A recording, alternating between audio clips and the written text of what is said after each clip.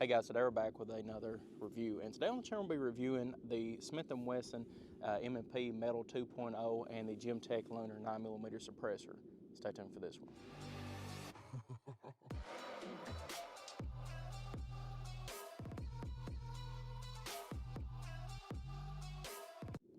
Alright guys, we're back. Once again today we're going to be looking at the Smith & Wesson M&P 2.0 metal and the Gemtec 9mm suppressor. This was both sent to us by Smith & Wesson and Gemtec, which Smith & Wesson now owns Gemtec, so pretty much the same company. But that being said, we'll be going looking into a little bit more of the Lunar 9mm. So let's go ahead and take a few shots. We're going to be running the 147 grain Hush ammunition, so it's going to be pretty quiet, so we don't have any hearing protection on.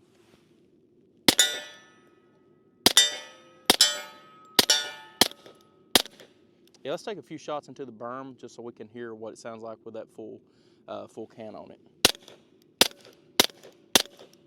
Sounds pretty good. Let's go ahead and take a few more shots on the metal.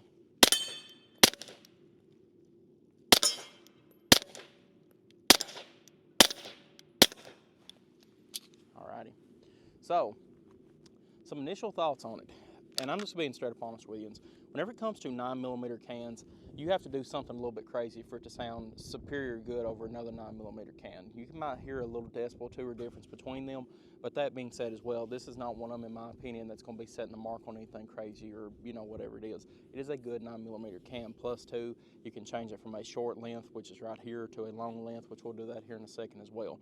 But I was just wanting to let you all know that this is not going to be one that, you know, hey, I'm wanting the quietest sounding can on the market. This is not going to be it. This is a good 9mm pistol can though, but for what it is, it's just a normal 9mm pistol can. Let's go ahead and take a few more shots. Also as well, we have the Overwatch Precision trigger in here on it. We've been fooling around with the bolt carrier group a little bit today. That's why my hands are black, but this is the Overwatch Precision trigger for the M&P 2.0. It was sent to us by Overwatch Precision, so I appreciate them.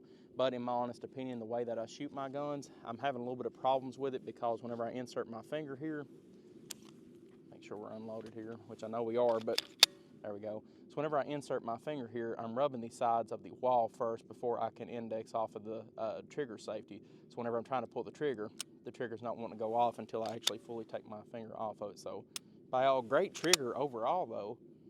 Very good reset. I mean, hard to beat. But at the same time, if I'm actually pulling from holster, coming out and trying to pull the trigger, you can see it's a dead trigger. So wouldn't recommend this for somebody that uses their center of their index finger pretty much, or not center of their index, but their knuckle here to shoot, which is how I've always shot. So it is what it is. Good trigger, but it is not for me.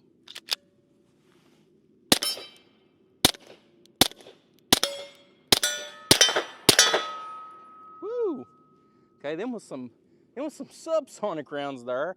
I thought everything I put in was 147 grain, but I'm guessing we've got a little bit of 115 in there. So let's go ahead and take a few more shots with that. At least y'all get to see what that sounds like. Well, there was a subsonic.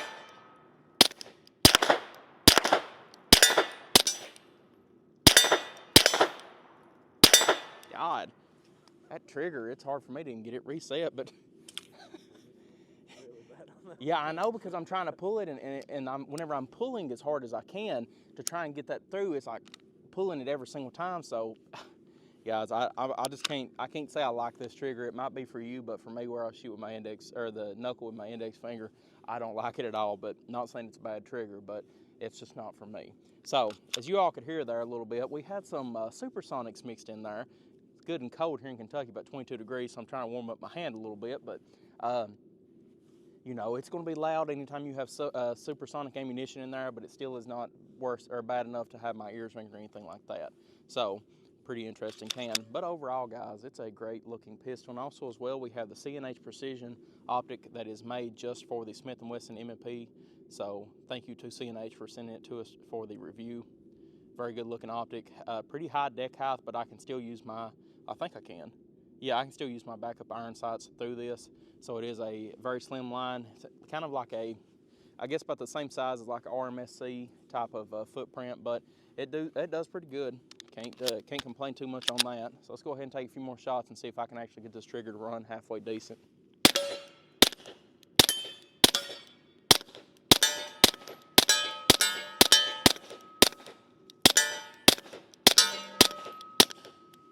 There we go. Okay, so that can's still getting pretty hot. Let's go ahead and shorten it to the short configuration and see how that sounds. All right, guys, so now we have it in the short configuration. Pretty good looking can right there. Little compact guy, so if you want to put it in your pocket or down in your waistband, you can go ahead and get the job done with this one. So let's take a few shots into the berms to see how it sounds different.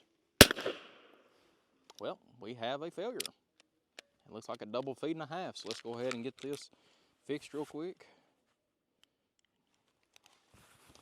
You would think that if it'd run in the short or in the long configuration, it'd sure run in the short one, but let's go ahead and take another shot into the berm.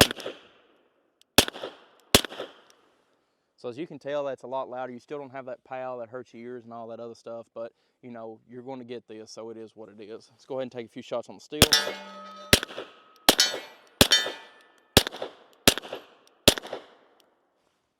Can's twisting off a little bit. Well, failure to extract, I guess. Another failure. All right. Well, that's interesting. Like I said, you would think that if it was running the long configuration, it for sure running the short configuration. Huh. Well, boys, what's going on with that? There we go. Let's see if we can at least get through a mag. And we'll put her back in long configuration and see if anything's changed. Okay, well, it ain't gonna run. We've already come to that conclusion, so let's go ahead and cut it and let's put it back in long configuration and see if it's still doing this. All right, guys, so we now have it back in the long configuration. Let's see if it will run. There's a few. Man, that trigger sucks. Well, alrighty, guys. I have no clue. I've never ran into a can that runs good while it's long, but doesn't while it's short. You know, we didn't switch out any of the springs or nothing on this can or on the gun or whatever, because most of these like pistols like this right here, especially in the Glock, I've never had to switch any of the pistons out, or not pistons, sorry, any of the springs out on any of these guns for them to work good. But as you can see, it runs fine in long, doesn't so much in short. So that's something interesting. Hopefully Smith & Wesson will be able to answer that for us sooner or later on why it didn't run that well in short. But overall though, guys, my final thoughts on this is that if you do want a good modular can, this is one to look into. Hopefully we can get an answer from Smith on why it had them malfunctions with the short configuration on it. But overall though, guys, the pitch is great, sounds great, and all that other stuff. If you're looking for a can that's going to be movie quiet or whatever else, this is not it, obviously, because most of the 9mm cans, especially like this right here, they're just baffles, and I mean, it is what it is. It's an old design, but at the same time, you know, it's not going to be nothing groundbreaking, but it will get the job done if you're looking for a can in this configuration and in this size. So it is what it is. But overall, though, once again, thank you to Smith & Wesson for sending us the M&P 2.0 metal, the can, and for CNH for the optic, and for Overwatch Precision for that trigger. Sorry for throwing off on your trigger, but the way I shoot, I don't much care for it. But I might get me one of these days that I do care for sooner or later. But either way it goes, good looking pistol, and I love the feel of the M&P 9s, especially the 2.0 in metal. Just good off gun altogether, and they've been duty proven. There's not much I can say here that most people don't already know about whenever it comes to the M&P 9 2.0. But guys, appreciate y'all viewing as always. If you have any questions or comments, leave it in the comment section. I want to get back to you as soon as possible. But thank you for viewing.